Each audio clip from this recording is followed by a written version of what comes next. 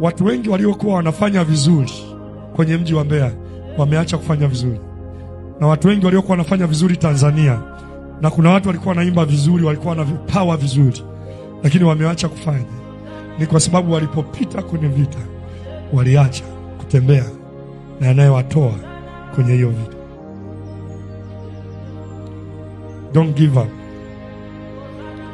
Usikate tamaa, kwa sababu hautafanya kitu kimoja na ukatulia,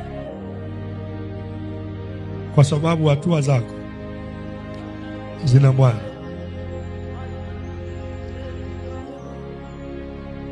Namwona Yesu anasema